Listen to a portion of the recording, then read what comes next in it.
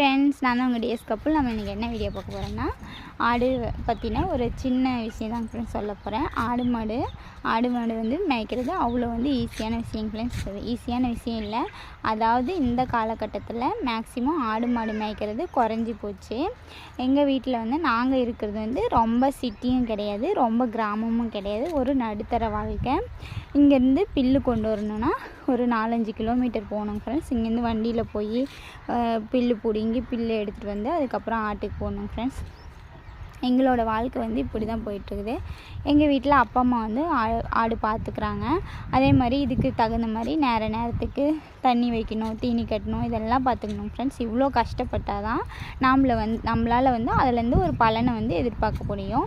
எதுலேயுமே அவசரப்பட்டோம்னா நம்மளுக்கு அதற்கான பலன் வந்து கிடைக்காது. அதுதான் ஃப்ரெண்ட்ஸ் சொல்ல வரேன். ஓகே ஃப்ரெண்ட்ஸ், என்னோடய வீடியோஸ் பிடிச்சிருந்தா மறக்காமல் ஒரு லைக் அண்ட் ஷேர் பண்ணுங்கள், சப்ஸ்கிரைப் பண்ணிக்கோங்க. பாய்.